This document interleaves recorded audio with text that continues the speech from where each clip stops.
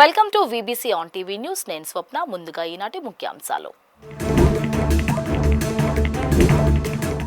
Amrit railway స్టేషన్లను ప్రారంభించిన ప్రధాని మోదీ. రాజస్థాన్ పర్యటనలో పలు ప్రాజెక్టులకు శంకుస్థాపన.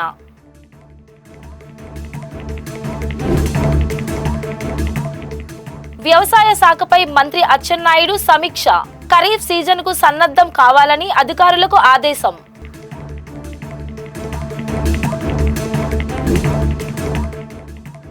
సచివాలయ ఉద్యోగులను తొలగించే యోచన లేదు. పూర్తి స్థాయి పని కల్పిస్తామన్న మంత్రి వీరాంజనేయ స్వామి.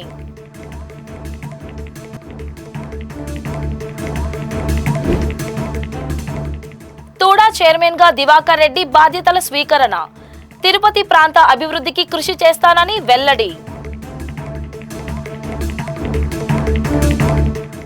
ప్రధానమంత్రి నరేంద్ర మోదీ ఈ రోజు రాజస్థాన్ లో 26,000 కోట్ల రూపాయలకు పైగా విలువైన బహుళ అభివృద్ధి ప్రాజెక్టులను ప్రారంభించారు. వీటిలో రైల్వేలు, రోడ్డు మార్గాలు, విద్యుత్, జలవనరులు, పునరుత్పాదక ఇంధనం తదితర రంగాలకు చెందిన ప్రాజెక్టులు ఉన్నాయి. అమృత్ భారత్ స్టేషన్ పథకం కింద ఆధునీకరించిన దేశ్నోక్ అమృత్ స్టేషన్ ను బికనీర్ ముంబై రైలును ప్రారంభించారు. రాజస్థాన్ పర్యటనలో భాగంగా ప్రధాని 18 రాష్ట్రాలు, కేంద్రపాలిత ప్రాంతాలలోని 86 జిల్లాల్లో 103 ఆధునీకరించిన అమృత్ రైల్వే స్టేషన్ ను కూడా వర్చువల్ గా ప్రారంభించారు. దేశవ్యాప్తంగా 1300 రైల్వే స్టేషన్లను అమృత్ స్టేషన్లుగా అత్యాధునిక హంగులతో అభివృద్ధి చేయాలని కేంద్రం నిర్ణయించింది. తొలి విడతగా 103 అమృత్ స్టేషన్ల ఆధునీకరణ పూర్తి కాగా ప్రధాని వాటిని ఈ రోజు వర్చువల్ గా ప్రారంభించారు.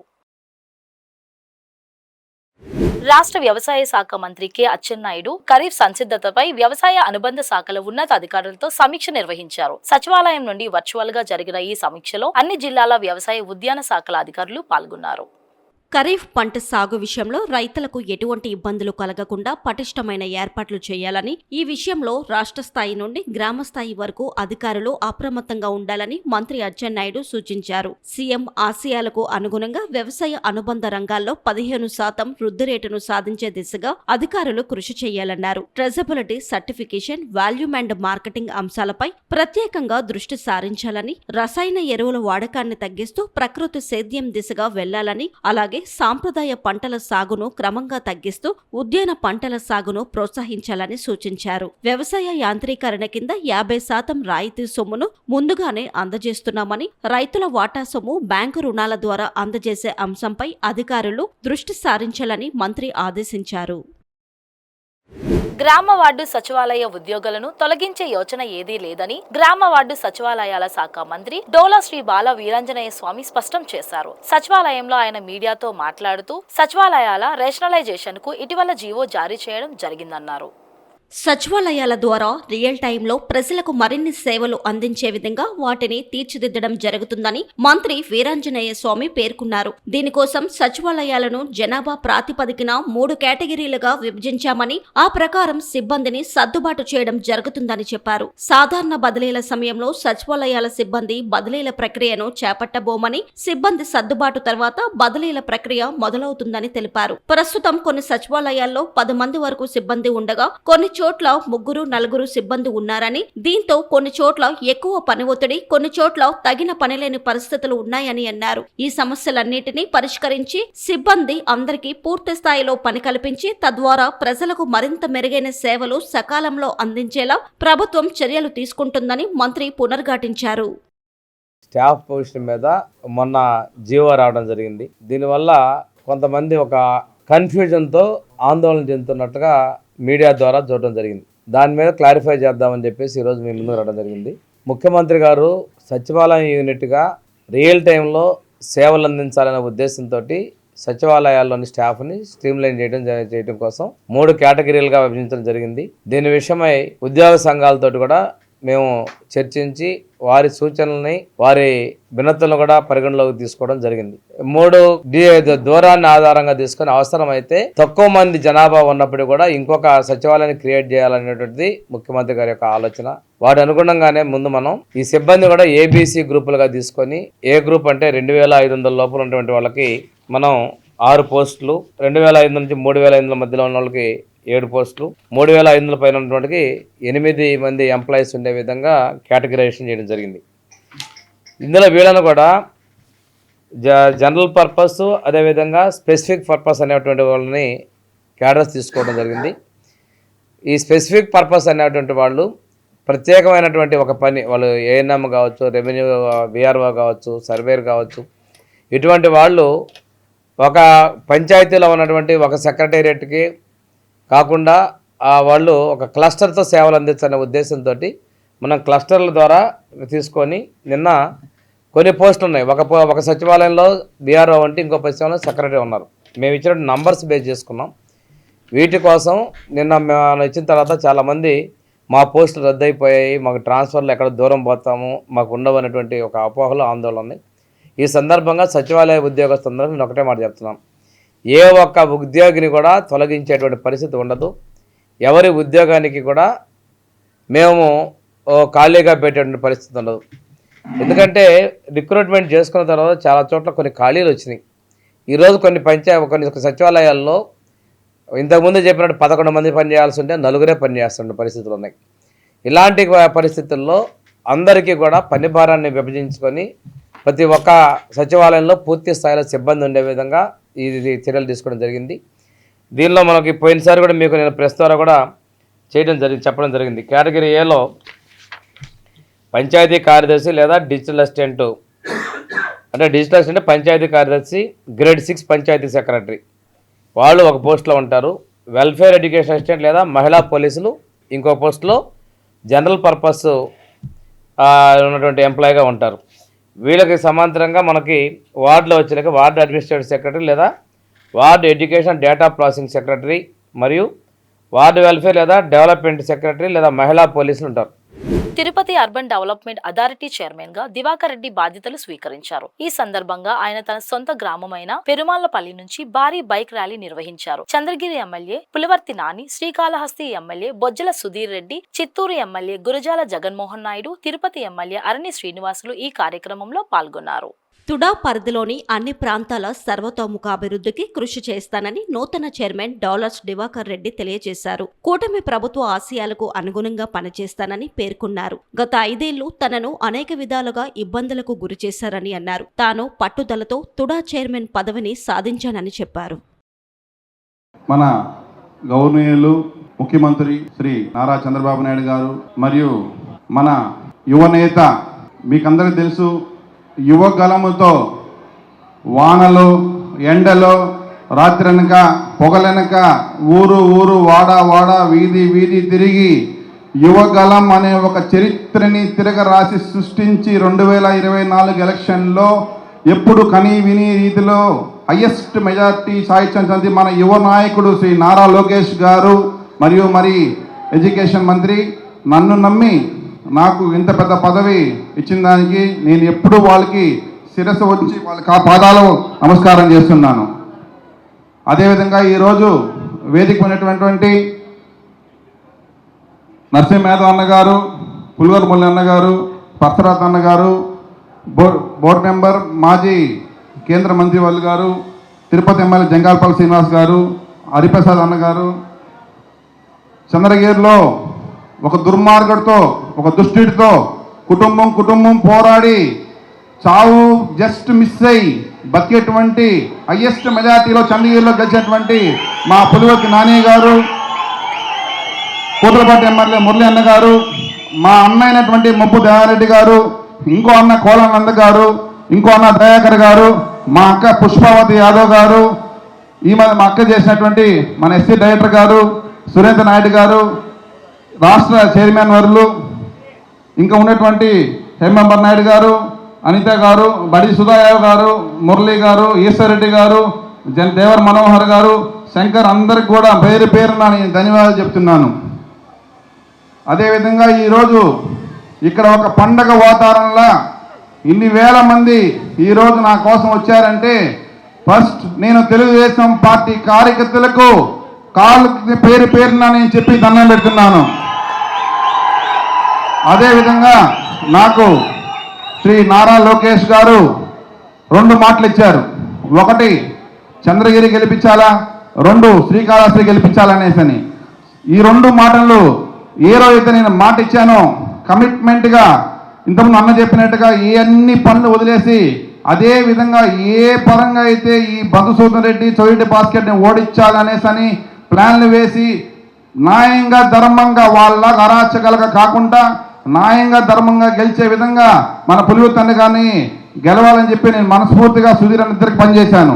అదేవిధంగా జిల్లాలోటువంటి ఎన్డీఏ కూటమి ఎమ్మెల్యే అభ్యర్థులందరికీ కూడా నా వంతు సహాయంగా నా స్నేహితులు కావచ్చు, నా బంధువులు కావచ్చు, ఊరు ఉండేవాటి అందరితో మాట్లాడి కూడా నేను పనిచేశాను.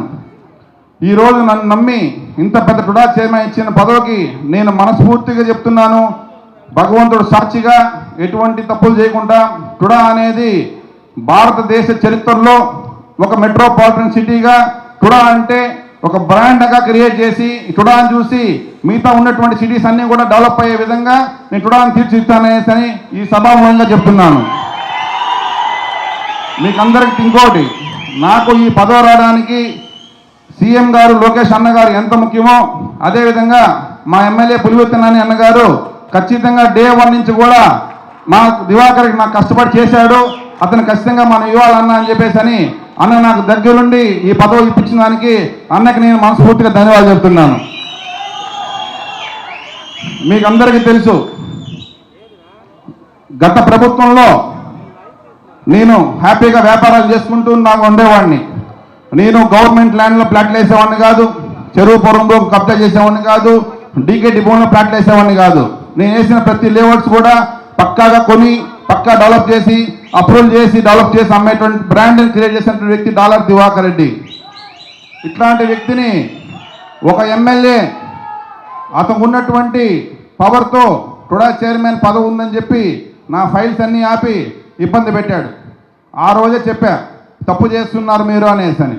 ఏం చేస్తావు అన్నాడు. చెప్పిన ఇంకా టుడా ఆఫీసులో అడుగు పెట్టను, నువ్వు కూర్చున్న సీట్లో నేను కూర్చునే వరకు నిన్ను ఓడిస్తా, నిన్ను రాజకీయంగా పునా చేసేంత వరకు నీ కథ చూస్తానని చెప్పేసి ఛాలెంజ్ చేసి వచ్చి ఈరోజు టుడా చైర్మన్గా బాధ్యతలు తీసుకుంటున్నాను. మీకు అందరూ తెలుసు, నా పైన ఇన్కమ్ ట్యాక్స్ రైడ్లు చేయించారు. నా బర్త్డే వేడుకల్లో నా ఫోటో ఉంటే బ్యానర్ కట్టనీయలేదు, నా ఫోటో ఉంటే జెండా కట్టనీయలేదు, స్టేజ్ వేయనీయలేదు, జీపులు ఆపారు, బైకులు ఆపారు. కానీ ఏం సాధించారు? 30,000 మంది మీ ఉండామన్నా నీకని నా బర్త్డేకి వచ్చి ఘన విజయంగా నా బర్త్డేని చూపించి శభాష్ యు డాలర్స్ యువసేన అని చూపించిన వ్యక్తి మా డాలర్స్ యువ సైనికులు. ఈరోజు ఈ జిల్లాలో తెలుగుదేశం పార్టీ క్యాడర్ ఎలా పనిచేసిందంటే మొత్తం రాష్ట్రం వైపు మొత్తం కూడా మన జిల్లా వైపు చూసే విధంగా ప్రతి ఒక్క కార్యకర్త కూడా వాళ్ళ పనులన్నీ వదులుకొని ప్రతి ఒక్క కార్యకర్త కూడా వాళ్ళ పర్సనల్ ఏదో ఒక చిన్న డ్యామేజ్ జరిగినాయి. పోలీస్ కేసుల పరంగా కావచ్చు, ఊర్లో గలాట్ల పరంగా కావచ్చు, ల్యాండ్ మాఫియా కావచ్చు, రకరకాలుగా ఒక మనిషిని ఎన్ని రకాలుగా బాధ పెట్టాలి అన్ని రకాలుగా బాధ పెట్టిన గత ప్రభుత్వం. అట్లాంటి దాంట్లోనే ఒక కసిగా పనిచేసి ఈరోజు తెలుగుదేశం కార్యకర్తలకు ఇచ్చిన విజయమే ఎంత విజయం. కాబట్టి ప్రతి తెలుగుదేశం కార్యకర్తకు కూడా నా వంతు సహాయంగా పెద్దలు చెప్పినట్టుగా 7 నియోజకవర్గాలకి సమానంగా చూస్తూ కుల మతాలకు అతీతంగా ఏ కులాన్ని కూడా ఎక్కువ ప్రయారిటీకి సమానంగా ఇస్తూ నా వంతు సహాయంగా వాళ్ళకి ఏ అవసరం వచ్చామో నేను వాళ్ళు డెవలప్ ముందుంటానని చెప్పి మనస్ఫూర్తి చెప్తున్నాను. అదేవిధంగా ఈరోజు మొత్తం భారతదేశం ఒకవైపు అయితే తిరుపతి ఒకవైపు. ఇట్లాంటి తిరుపతిలో మనం పుట్టిన దానికి దాంట్లో నేను పుట్టి నాకు ఈ పొద్దు టుడా చైర్మన్ పదవి ఇచ్చిన దానికి నేను ఒక అదృష్టంగా ఫీల్ అవుతున్నాను. కాబట్టి వెంకటేశ్వర స్వామి భక్తులకు వచ్చేటువంటి దర్శనానికి వచ్చేటువంటి ప్రతి భక్తుడికి కూడా ఎటువంటి ఇబ్బందులు రాకుండా రహదారులు కావచ్చు, ఇంకా వాళ్ళకి కావాల్సిన ఫెసిలిటీస్ కావచ్చు, అవన్నీ కూడా మాస్టర్ ప్లాన్స్ కూడా దానికి అన్నీ కూడా ఆల్రెడీ ప్లానింగ్ ఈరోజే మాట్లాడడం జరిగింది. అవన్నీ కూడా ఎంతవరకు మనం డెవలప్ చేయగలుగుతాం అనే దాన్ని దృష్టి చేసి తిరుపతి అనేది ఒక పీస్ఫుల్ సిటీ, హ్యాపీ సిటీ, ఇక్కడ తిరుపతిలో సెటిల్ అవ్వాలని చెప్పి ప్రతి భారతదేశ పౌరుడు గర్వంగా చెప్పుకునే విధంగా టుడాని డెవలప్ చేస్తానని చెప్పి నేను మనస్ఫూర్తిగా నేను మాటిస్తున్నాను. శ్రీరామదూత హనుమాన్ జయంతిని విశాఖలో భక్తి శ్రద్ధలతో ఆచరించారు. బుద్ధి బలాన్ని, ధైర్యాన్ని ప్రసాదించే ఆంజనేయ స్వామి వారి కార్యదక్షతను గుర్తు చేసుకుంటూ భక్తులు తరించారు. అక్కయ్యపాలెంలోని అతి ప్రాచీనమైన మారుతి ఆశ్రమంలో ఉదయం ప్రత్యేక పూజలు నిర్వహించారు. 60వ దశకంలో ఒక ఇంటిలో కొలువుదీరిన స్వామి ఆ ప్రాంత వాసులందరికీ ఆరాధ్య దైవంగా పూజలు అందుకుంటున్నారు. ఓం శ్రీ గురుభ్యో నమః. శ్రీరామ రామ రామేతి రమే రామే మనోరమే సహస్రనామ తత్తుల్యం రామనామ వరాననే. ఈ ఆంజనేయ స్వామి మారుతి ఆశ్రమం మీరు చెప్పినట్టుగా అతి ప్రాచీనమైంది. 1962 సంవత్సరంలో కృష్ణమూర్తి గారు వారి సతీమణి మీనాక్షి గారు వారికి స్వామి ప్రతిష్ఠించమని చెబితే వారి ఇంట్లోనే వారి స్వగృహంలోనే వారు పెట్టుకుని మారుతి ఆశ్రమాన్ని వారు సొంతంగా సేవ చేసుకుంటూ గడిపేవారు. వారు ఎంత నిదర్శనం అంటే వారు నైవేద్యం పెడితే వారు మళ్ళీ ఇంట్లోకి వెళ్ళి వచ్చే లోపల ఆంజనేయ స్వామి వేళ్ళు ఆ నైవేద్యంలో కనపడేవి ఆయన తిన్నట్టుగా. అలాగే ఆ తర్వాత తరంలో కూడా ఆయన హయాంలోనే ఇది 1962 డిసెంబర్ 11వ తారీఖున, అంటే సుమారుగా ఇప్పటికే 63 సంవత్సరాలు అయింది ఈ స్వామివారిని ప్రతిష్ఠించి. ఈ 63 సంవత్సరాలు కూడా వారు ఏ విధంగా అయితే నియమనిష్టలతో స్వామివారిని కొల్చారో ఈ రోజుకి ఇంచుమించుగా వారంత గొప్పగా కాకపోయినా వారి సాంప్రదాయాన్ని అనుసరించే ఈ ఆశ్రమం నడుస్తోంది. యాక్చువల్గా అయితే ఈ ఆశ్రమం గురించి ఎవరికి మేము ఎప్పుడూ కూడా పబ్లిసిటీ చేయడం కానీ ఏం లేదు. దీన్ని నమ్ముకున్న భక్తులు వాళ్ళే వస్తుంటారు, వాళ్ళే ఇంకొకరు చెప్పి తీసుకొస్తారు. సాధారణంగా ఇలాంటి కార్యక్రమాలు కూడా మేము ఎప్పుడు చేయలేదు. మీరు సడన్గా వచ్చి అడిగారు కాబట్టి, సరే స్వామివారికి నుంచి వచ్చారు కాబట్టి అందులో అనుమతి చేసిన సందర్భంగా కాదనకుండా దీనికి చెప్తున్నాం. 62 డిసెంబర్ 11ని స్థాపించిన తర్వాత 1968లో మన నడిచే దైవం పరమాచార్యులు వారు ఇక్కడికి వచ్చి స్వయంగా రాత్రి 2 నుండి తెల్లవారుజామున ఉదయం 5 గంటల వరకు 3 గంటల సేపు స్వయంగా పూజ చేశారు. వారు స్వయంగా పూజ చేసిన ఆలయం ఇదే. అప్పటికి శంకర మఠానికి శంకుస్థాపన చేసి ఇలా వచ్చి పూజ చేశారన్నమాట. అలాగే నెక్స్ట్ విజయేంద్ర సత్తు గారు వాడు కూడా వచ్చేశారు. అలాగే ప్రముఖ గాయకుడు ఎంఎస్ రామారావు గారు 1979లో వచ్చి ఆయన స్వయంగా సుందరకాండ పారాయణ చేసి స్వామివారికి అర్చన చేశారు. ఇంకా సంగీత విద్వాంసులు అయితే ఈ రోజున దేశంలోనూ విదేశాల్లోనూ అత్యంత ప్రముఖ గాయకులు గాయనీమణులు ఇక్కడ కచేరీ చేయకుండా ఎవరు లేరు. అందరూ ఇక్కడికి వచ్చి చేసి వెళ్ళిపోవాల్సిందే. ఎవరిని ఇక్కడ అడగరు. వాళ్ళంతటా వాళ్ళు వచ్చి హాయిగా పాడుకుని స్వామివారి ఆశీర్వచనం పొందడమే.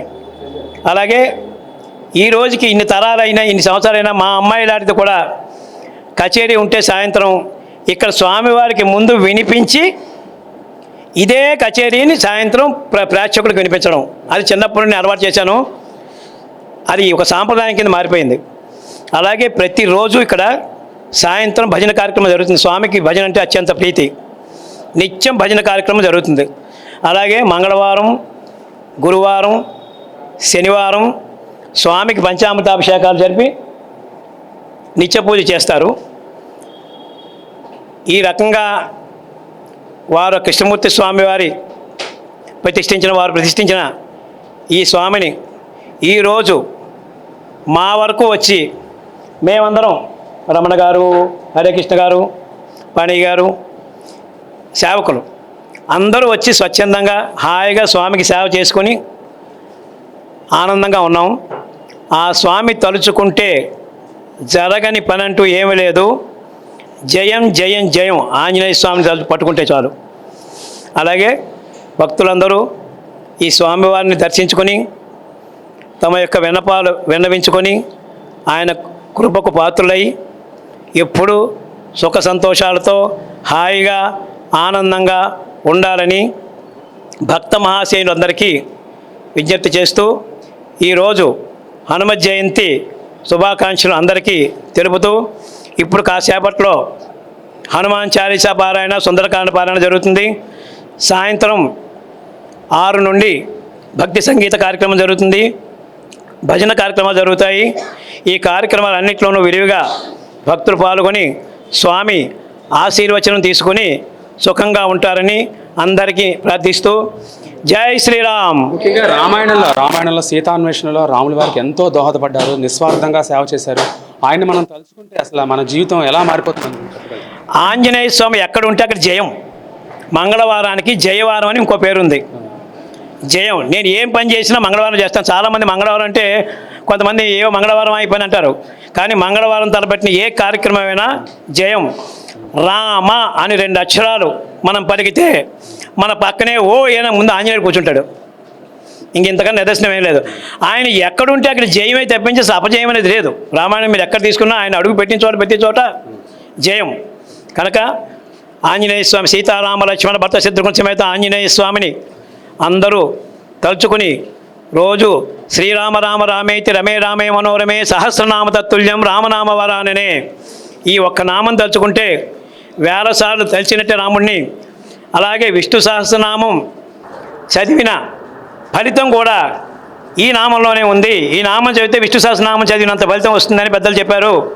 అలాగే అందరూ కూడా ఈ మారుతాశ్రమంలో స్వామిని దర్శించుకుని వారు ధన్యులవుతారు, ఆంజనేయ స్వామి కృపకు పాత్రులవుతారని ఆశిస్తూ శుభం భూయాత్, అందరికీ మంచి జరగాలి. మేము విశాఖపట్నం వాస్తవ్యం. నిజంగా ఇటువంటి మారుతి ఆశ్రమం మన అక్కయ్యపాలెంలో ఉండడం, విశాఖపట్నంలో ఉండడం చాలా గర్వించదగ్గ విషయం. చాలా పవర్ఫుల్గా ఉంటుంది. ఇక్కడ ఈ గుడిలోకి ఏది వచ్చినా సరే ఎవరు ఏం కోరుకున్నా అది జరిగి తీరుతుందని చెప్పి మేము ఆశిస్తే చాలా కాలం నుంచి వస్తున్నాం. మా అబ్బాయి కూడా పరమ భక్తుడు రాజేష్ అన్న అతను.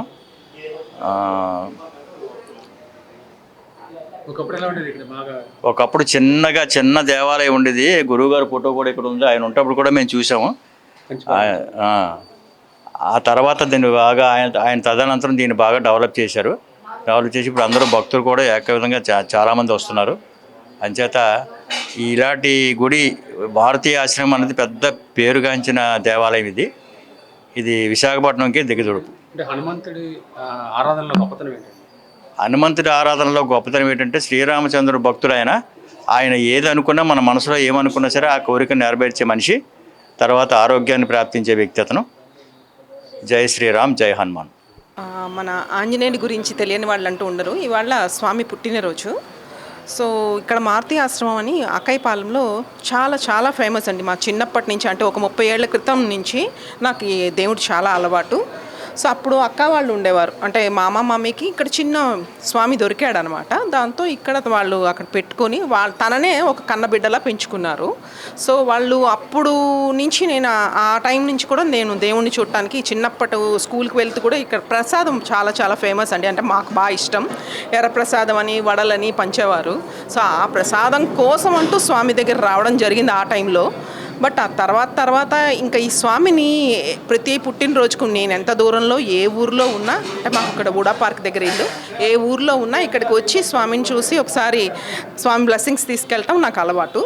సో నేను కోరుకునేది ఏంటంటే స్వామి అందరినీ కాపాడుతాడు. డెఫినెట్గా మీరు వచ్చి ఏది అడిగినా అది చెయ్యడు అనేది లేదు. ఇక్కడ వెన్న యాజ్ వెల్ యాజ్ మనకి గంధం అన్నీ పూతలు కూడా చేసి వడమాల అది శ్రీకాంత్ అయితే డెఫినెట్గా తమ్ముడు ఇక్కడ బాగా డెవలప్ చేశాడు. ఇది వరకు చాలా బుజ్జిగా ఉండేవాడు. బట్ మామీ వెళ్ళిన తర్వాత కొంచెం ఒక్క పిసరు సరిగ్గా నడవలేదా ఏంటా అనే టైంలో మళ్ళీ శ్రీకాంత్ తను భుజాల మీదకి తీసుకొని చాలా పెద్ద ఎత్తున ఈ గంట కట్టి చాలా నీట్గా చేశారండి. ఇప్పుడు డెఫినెట్గా మీరంతా కూడా వచ్చి స్వామి బ్లెస్సింగ్స్ తీసుకోవాలని కోరుకుంటున్నాను. నమస్తే. విశాఖపట్నంలోనే అక్కేపాలెంలోనే నా బాల్యంలో తమిళనాడు నుండి ఒక మహానుభావుడు వచ్చారు. ఆయన ఎన్నో సంవత్సరాల క్రితం ఇక్కడ తపస్సు చేసుకునేవారు. మా చిన్నకాలంలో ఆయన నిరంతరం రామభజన చేసుకునేవారు, సంగీత కచేరీ చేసుకునేవారు. ఆయన కొన్ని సంవత్సరాలుగా హనుమంతుడిని తపస్సు చేస్తుండేవారని చెప్తుండేవారు పెద్దలు. చెప్తుంటే సడన్గా ఒకసారి ఇప్పుడు ప్రతిష్ఠ చేశారు ఇక్కడ హనుమంతుడిని ప్రతిష్ఠ చేసి కొన్ని సంవత్సరాలు అవుతుంది. మా చిన్నకాలంలో ఇదంతా కొంచెం రేకుల సెట్ లాగా ఉండేది. అక్కడి నుండి చాలామంది సంగీత విద్వాంసులు, చాలామంది బ్రాహ్మణులు అందరూ వచ్చి వేద పఠన అన్నీ చేస్తూ 2 పెద్దవాళ్ళు ఉండేవారు. నిరంతరం హనుమంతుడికి సేవ చేస్తుండేవారు. మా చిన్నకాలం నుండి నిరంతరం ప్రతి మంగళవారం శనివారం వచ్చి స్వామికి అభిషేకాలు అన్నీ జరిగేవి.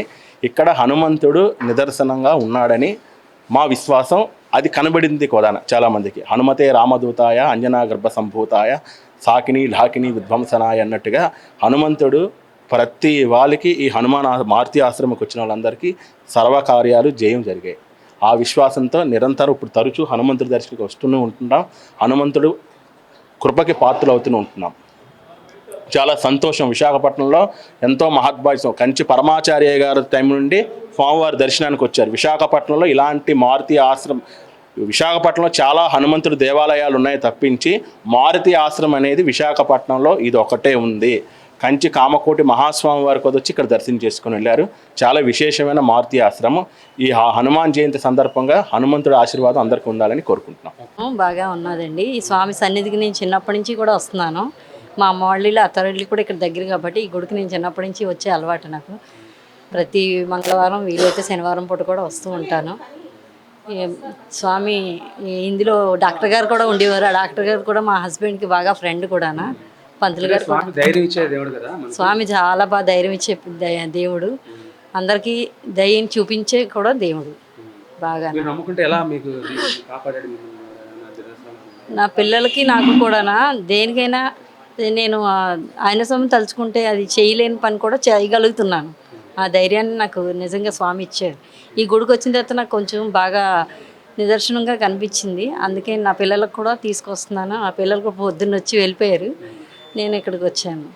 ఇవాళ సాయి మందిర్లోని 1000 సార్లు హనుమాన్ చాలీస ఉంది, అక్కడికి వెళ్తాను. ఇంక ఇప్పుడు చూసుకొని వెళ్దామని ఇక్కడికి వచ్చాను. అవును, రామాయణంలోనే అతనిది సుందరకాండ నాకు చాలా బాగా ఇష్టం అండి. ఆ సుందరకాండ పారాయణం అంటే చాలా ఇష్టం. మా పాప రోజు కూడా ఇంట్లో పారాయణాలు చేస్తుంది, చదువుతుంది. హనుమంతుడికి బాగా భక్తురాలు మా పెద్ద అమ్మాయి అయితే. అది 40 years నుండి నాకు తెలుసండి. నాది ఇదే ఏరియా. స్వామి అంటే మరి అందరికీ ఇది కదా, ఆంజనేయ స్వామి శక్తి సామర్థ్యాలు, బలం, మనకి ఆరోగ్యం అన్నీ ఇస్తారనేసి అందరం వస్తాం. ఇక్కడ ప్రతి మంగళవారం నాడు అన్నీ చేస్తారు, పూజలు, ఆకు పూజలు అన్నీ చేస్తారు. అందుకని అన్నీ చేశారు, పూజలు అన్నీ చేశారు, ఆకు పూజ. 40 years నుంచి తెలుసు అండి. ఇక్కడ స్వామి గుడికి వస్తాం. మాది ఏరియా ఇక్కడ ఏరియా అంటే మనం ఆరోగ్యాలు ఉండాలని ప్లస్ అనుకున్నది జరగడానికి అన్ని కార్యసిద్ధి జరుగుతుందండి. అంతా బాగానే ఉంటుంది ఇక్కడ. మాకు 40 years నుంచి మనకి బాబు స్వామివారు స్వయంభూ స్వామివారు అని ప్రతి మంగళవారం శనివారం గుడికి వస్తామని అంతా. అవునండి, ఇప్పుడు స్టార్టింగ్ ఉన్నప్పుడు చిన్న పెంకుటిల్లు ఉండేది, తర్వాత ఇదంతా చేయించారు. అంత బాగానే అవుతుందండి. ఇక మన పర్వదినాల్లో ఏవైతే ఉన్నాయో అన్నీ వస్తారు చాలా మంది జనాలు అంతా. కొల్లి నాగేశ్వరరావు 5వ వర్ధంతి పురస్కరించుకొని నదుల అనుసంధానంపై మేధావులతో సదస్సు నిర్వహించారు. విజయవాడలో జరిగిన ఈ సదస్సుకు మాజీ IPS అధికారి ఏబి వెంకటేశ్వరరావు, CPI రాష్ట్ర కార్యదర్శి రామకృష్ణ, మాజీ మంత్రి వడ్డే శోభనాద్రీశ్వరరావు, రైతు సంఘం నాయకులు హాజరయ్యారు. ప్రతి సంవత్సరం కొల్లి నాగేశ్వరరావు వర్ధంతి సందర్భంగా ఒక అంశంపై మేధావులతో చర్చ నిర్వహించడం పరిపాటి. సిపిఐ నేత రామకృష్ణ మాట్లాడుతూ పోలవరం ప్రాజెక్టు నిర్మాణం ఎటువంటి ఇబ్బందులు లేకుండా జరగాలని, అలాగే ప్రాజెక్టు ఎత్తు 154 మీటర్లుగానే కొనసాగించాలని అన్నారు. రాష్ట్ర ప్రభుత్వం వెనుకబడిన ప్రాంతాలను గుర్తించి అక్కడ ఉన్న చిన్న కాలువలను అభివృద్ధి చేయాలని ఆయన అభిప్రాయపడ్డారు. నదులు అనుసంధానం చేయాలని సూచించారు. ఏమంటే చంద్రబాబు నాయుడు గురించి కూడా ఇందులో 2 మాటలు చెప్పాను. చంద్రబాబు నాయుడు ఏమంటే అధికారం లేనప్పుడు బాగుంటాడు,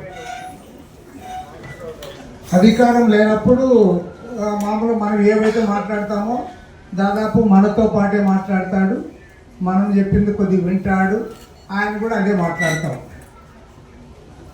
మనకంటే ఒక్కోసారి కొద్దిగా జోరుగా కూడా మాట్లాడుతూ ఉంటాడు ప్రతిపక్షంలో ఉన్నప్పుడు. కానీ అదేమో కానీ అధికారం వస్తేనే అతను పట్టని మారిపోతాడు. ఏమి అసలు పెద్ద తేడానే అసలు మనం కూడా ఊహించలేము, అంత తొందరగా మారిపోతాం.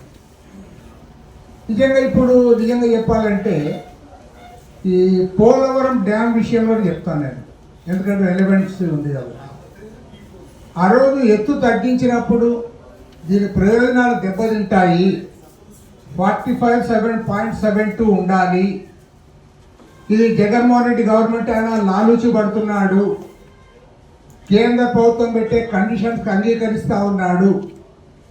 ఆ రోజు అందరూ మాట్లాడాం, మీరు మాట్లాడారు, మేము మాట్లాడాం, అందరూ మాట్లాడాం. కానీ ఇవాళ నువ్వేమంటా ఉన్నావు? పోలవరంకి లిఫ్ట్ పెడతామంటా ఉన్నావు. పోలవరం ఆ రోజు ఏమన్నావు? దాని ఎత్తు తగ్గిస్తే ప్రయోజనాలు నెరవేరవు, అదొక బ్యారేజ్గా మిగిలిపోతుంది, మన రాష్ట్ర ప్రయోజనాలకు దెబ్బ తగులుతుంది. చాలా క్లారిటీ ఇచ్చాం. ఇవాళ నువ్వేమంటున్నావు? మళ్ళీ దానికి ఎత్తిపోతానంటే పోలవరం బనకచర్ల ప్రాజెక్టు వల్ల కృష్ణా జలాల్లో మన వాటా తగ్గుతుందని విశ్రాంత పోలీస్ అధికారి ఏబి వెంకటేశ్వరరావు అన్నారు. ఈ ప్రాజెక్టు 60,000 కోట్ల రూపాయల ఖర్చుతో కూడినది కాబట్టి తప్పకుండా దీనిపై పూర్తి స్థాయిలో చర్చ జరగాలని వ్యాఖ్యానించారు. ప్రాజెక్టు మీద ఈ రోజున రిటైర్డ్ ఇంజనీర్లు, ఈ సాగునీటి రంగం గురించి బాగా తెలిసినటువంటి నిపుణులు ఎన్నో అభిప్రాయాలు వెల్లబుచ్చారు. అందులో వినగానే చాలా సహేతుకంగా అనిపించేటువంటి అభిప్రాయాలు చాలా ఉన్నాయి. పోలవరం బనకచర్ల ప్రాజెక్టు వల్ల ఖర్చు సంగతి ఒక పక్కన పెడితే దానివల్ల కృష్ణానది జలాల్లో మన వాటా, ఆంధ్రప్రదేశ్ వాటా విషయంలో మన ప్రయోజనాలు దెబ్బతినే అవకాశం కూడా ఉంది. కాబట్టి అదీ కాక ఈ పెట్టే ఖర్చుని ప్రత్యామ్నాయ మార్గాల్లో పెట్టడం ఇంకా సముచితంగా ఉంటుందనే అభిప్రాయం కూడా చాలా మంది వెల్లడించారు. ముఖ్యంగా ఇన్ ప్రిన్సిపల్ నేను ఈ సభాముఖంగా మనవి చేస్తుంది ఏంటంటే, ఏ ప్రభుత్వం అయినా వాళ్ళకిచ్చిన 5 సంవత్సరాల దాటి నిర్మించే ప్రాజెక్టులు అన్నిటి విషయాల్లోనూ ఖచ్చితంగా ప్రజాభిప్రాయాన్ని, ప్రజల్లో చర్చని, ప్రతిపక్షాలని, ప్రజా సంఘాలని విస్తృతమైనటువంటి చర్చ చేసి వారి ప్రతిపాదనల్ని పారదర్శకంగా ప్రజల ముందు ఉంచి ముందుకెళ్లాల్సినటువంటి నైతిక బాధ్యత ప్రజాస్వామ్య ప్రభుత్వాల మీద ఉంటుంది అనే ఒక మౌలికమైన ప్రిన్సిపల్ని నేను మళ్ళా గుర్తు చేస్తూ, పోలవరం బనకచర్ల అన్నది సడన్ గా ఊడిపడినటువంటి ప్రాజెక్ట్. ఇంత క్రితం ఏ ప్రభుత్వాల్లో కూడా దీని గురించి చర్చ జరగల. సడన్ గా 80,000 కోట్ల రూపాయల ప్రాజెక్టుని తెర మీదకి తీసుకొచ్చి దానిలో ఉన్నటువంటి technical problems, legal problems, alternatives, ఇంకా బెటర్ ఆల్టర్నేటివ్స్ ఏమున్నాయనేది చర్చించకుండా ఏకపక్ష నిర్ణయాలు తీసుకోవడం తగదు అని చెప్పి నేను వ్యక్తిగతంగా అభిప్రాయపడుతున్నాను. ఈ విషయంలో లీడ్ తీసుకుని ఈ చర్చని, ఈ ఉద్యమాన్ని ముందుకు తీసుకెళ్లాల్సిందిగా లక్ష్మీనారాయణ గారిని కోరుతున్నాను. ఇది 2 గంటల్లో అయిపోయే చర్చ కాదు. దీనికోసం కనీసం 2-3 రోజులు నిపుణులందరూ కూర్చుని కంటిన్యూస్ గా చర్చిస్తే తప్ప ఒక నిర్దిష్టమైన అభిప్రాయాలకు రాలేము. ఆ అవకాశాన్ని కలిగించాలని చెప్పి అప్పటి వరకు ఈ ప్రాజెక్టు విషయంలో ముందుకు వెళ్ళొద్దు అని చెప్పి ప్రభుత్వానికి విజ్ఞప్తి చేస్తున్నాను. ఈ వార్తలు ఇంతటితో సమాప్తం. మరిన్ని విశేషాలతో మళ్ళీ కలుద్దాం.